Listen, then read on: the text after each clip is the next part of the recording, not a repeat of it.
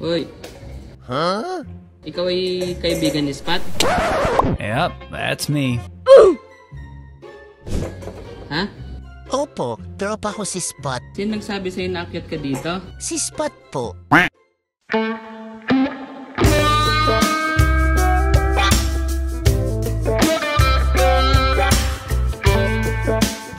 Bakit ka na naman in-invite ni Spot dito? Ha? Kakain ka? Wait lang. Wait lang. Dahil pala kaibigan ng Aspen na si Spot, pati yung mga tropa niyang aso ay welcome sa kanilang bahay. Spot, naku, pinapasok mo na naman si Brown.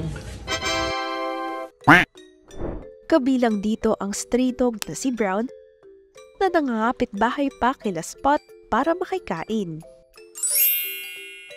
Nung time na yon, nakita ko kasi si Spot, dinala niya si Brown. Sabi ko, pati na naman to. Tapos, iniwanan na ni Spot si Brown. First time ko lang ma-meet din si Brown nung time na yon.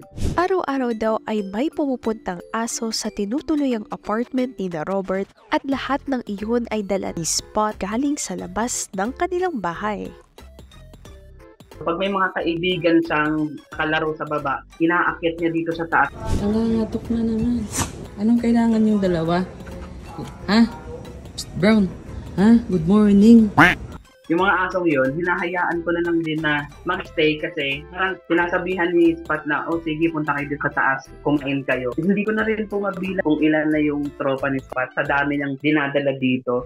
Tuwing rest day ni Robert ay nakapirmi lang daw si Spot sa apartment. Pero tuwing may pasok si Robert sa trabaho, iyon ang panahon na nakalalabas ang kanyang alaga at nakikipaglaro sa kanyang mga tropa.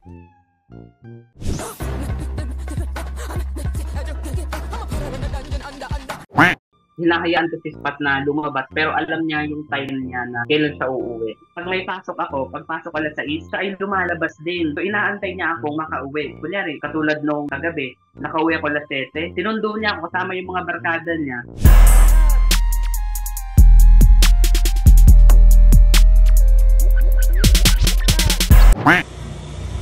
Ay no, Brown. Brown, nasaan si Spot? Nasaan si Spot? Nasaan si Spot, Brown? Ano, snack time na ba? Wait lang. Si Spot ay nandito. Andito si Spot tsaka si Jero naglalaro. Spot! Spot! Hinahanap ka ni Brown. Yan o. Meron pa dito nag-aantay. Hindi rin matiis ni Robert ang mga kaibigan ni Spot, kaya pinapakain niya rin ang mga aso. Pag pumupunta sila dito, kasi ang hirap lang hanapin, may pagkain akong iniiwan lagi doon sa labas. So, every time na umaakyat sila, kung wala ako, alam kong nakakain sila kasi pag uwi ko, wala nang pagkain. At may water na din doon sa labas. Sinasabihan ko na rin yung landlord dito ng apartment na huwag silang saktan dahil sabi ko, pinapakain ko at hindi naman sila namimirwisyo.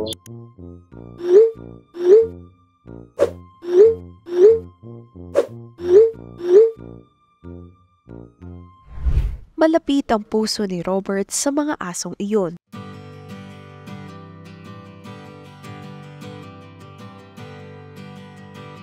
Lalo na sa tuwing naiisip niya ang dating kalagayan ni Spot bago niya ito apunin noong 2023.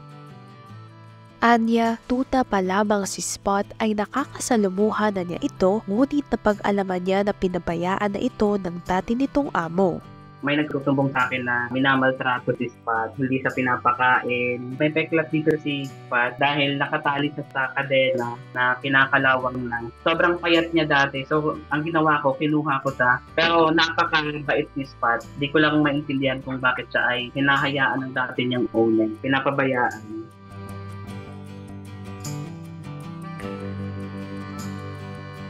Kaya ang pakiusap ni Robert sa ibang fur parent, para sa lahat ng mga nagmamay-ari ng dogs, dapat maging responsible tayo sa pag-aalaga ng mga dogs natin. Kasi para din sila mga tao. Pag nagugutom sila, naghahanap sila ng way kung paano sila mabuhay.